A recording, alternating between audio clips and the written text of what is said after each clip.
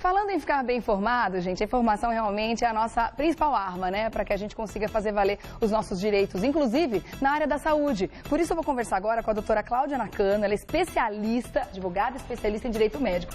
Seja bem-vinda ao Revista, tudo bem? Obrigada, tudo bem. Tudo jóia. Porque tem muita coisa que a gente tem direito, já que, infelizmente, o nosso Sistema Único de Saúde, a gente sabe de todos os problemas de atendimento, as pessoas, principalmente, que precisam disso, enfim, das mazelas de todos os dias, de ficar nas filas, de não ter médico, de não ter remédio. Então, a gente precisa realmente conhecer e como brigar por esses direitos, né? Muitos brasileiros acabam optando e tendo condições de ter um plano de saúde. São 50 milhões de brasileiros hoje que têm acesso a um plano de saúde, mas muitos não têm. E é importante saber como ir atrás desses direitos que são previstos em lei, não é, doutora? Sem dúvida, né? O consumidor, ele deve estar informado para poder requerer esses direitos. Vamos lá, então a gente separou aqui alguns dos tópicos para que a gente entenda quais são esses direitos também, tá? Por exemplo, vamos colocar o primeiro aqui, ó.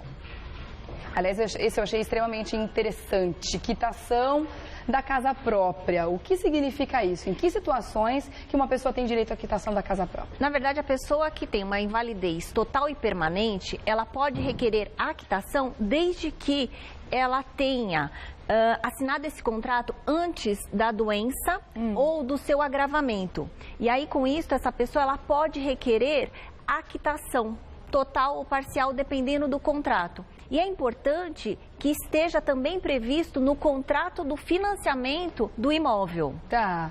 Mas quem vai fazer essa quitação nesse caso? A pessoa tem que ser contribuinte, tem que contribuir com o INSS, por exemplo? Não, não é necessário o vínculo. Apenas a pessoa precisa ter um contrato de financiamento do imóvel e tenha que demonstrar a doença por meio de laudo médico. Então, uma doença que causa invalidez total e permanente. Total e permanente. A pessoa que tem um financiamento que foi feito antes dessa doença, quer dizer, a doença não pode ser pré-existente, né? Ela tem o direito a ter essa casa quitada. Exatamente, exceto se for um agravamento da doença. Aí ela pode assinar no momento da doença e se houver um agravamento posterior, ela pode requerer essa quitação também.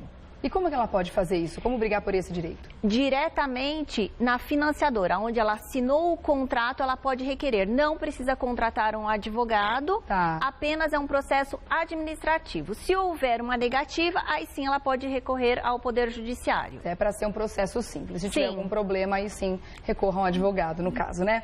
Vamos dar uma olhada num outro direito que muita gente não sabe que tem? Dá uma olhada aí. Cirurgia plástica reparadora pelo SUS.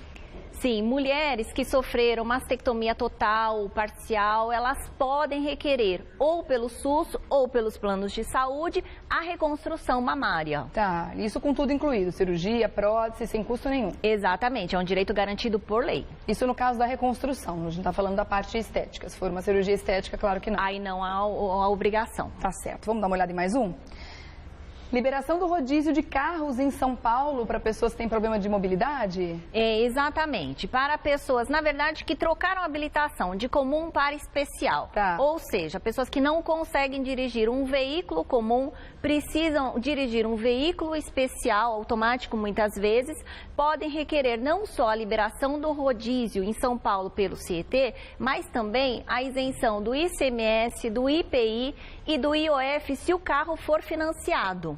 Com a troca desse veículo. Muitas concessionárias, elas já têm todo o procedimento administrativo para habilitar este condutor para que ele saia com estes descontos na compra deste veículo. Aliás, gente, é um grande desconto. Quando a gente tira esses impostos aí, o preço do veículo vai praticamente, não posso dizer pela metade, mas é um grande desconto sim. Então é um direito importante que as pessoas têm que fazer valer. E nós podemos até acrescentar que alguns pacientes conseguem a isenção do IPVA também, dependendo da sua incapacidade. E é importante requerer no DETRAN de sua cidade, porque muitos estados já concedem também este benefício. Mas antes de mais nada, é importante então que a pessoa tire uma nova carteira, uma carteira especial. Exatamente. Este paciente, ele deve ir até uma clínica credenciada do DETRAN com o laudo médico e demonstrar a necessidade desta troca da habilitação. Passar por perito credenciado e, com isto, conseguir uma declaração para todas essas isenções. Tá certo. E aí você fica apto também a circular por outras situações também, como as vagas especiais, né? Não só na rua, mas também nos lugares privados, né? Sem dúvida. De posse dessa habilitação e de outras documentações também tem que ser retiradas. Vamos dar uma olhada em mais um direito que muitas pessoas não sabem que tem? Dá uma olhada aí. Fertilização in vitro, tanto no SUS quanto nos planos de saúde. Na verdade, a infertilidade não é um luxo, né? É uma doença. Então, requer um tratamento. O planejamento familiar, ele tem todo o respaldo na nossa legislação. Então, a pessoa que não consegue ter um filho pelo método natural, ela pode requerer, sim, o seu tratamento de fertilização in vitro pelo SUS ou pelos planos de saúde. Havendo uma negativa, ela pode acionar o Poder Judiciário. Isso já acontece hoje em dia ou é uma utopia, meio um sonho distante? Porque se a gente não está tendo o básico, né, hoje em dia nos hospitais públicos, a gente consegue uma situação como essa fazer valer o direito? Sim, muitas mulheres estão recorrendo à justiça porque estão tendo negativas recorrentes da fertilização. Então, as pessoas estão buscando seus direitos, sim. E o Poder Judiciário tem respondido favoravelmente essas questões. Que é importante também. Vamos dar uma olhada em mais um agora para quem optou em ter um plano de saúde. Eles não podem limitar atendimento? Sim, principalmente de UTI, CTI, né? Antigamente a gente tinha os contratos antigos, antes de 1999, que havia a previsão, cláusulas contratuais que limitavam esses atendimentos, e isso não pode, né? Nós temos apenas algumas exceções, como serviços de fisioterapia, fono, que são específicos, mas principalmente em relação a esses serviços de UTI, CTI, não podem ser limitados de forma alguma. Tá certo, vamos lá, vamos dar mais uma olhadinha em mais um direito? Proibido exigir cheque calção. Sim, é um crime. Né? E não pode ser o cheque calção e também não pode ser um documento similar, como, por exemplo, uma nota promissória ou mesmo um requerimento específico para internação. Não pode haver esta cobrança, muitas vezes, até por parte do hospital. E muitas vezes pode acontecer até a proibição da internação, caso a pessoa não faça esse cheque calção. Quer dizer, é ilegal. É ilegal e é um crime. Tem que denunciar. Sim. Tá certo. Mais um, vamos lá?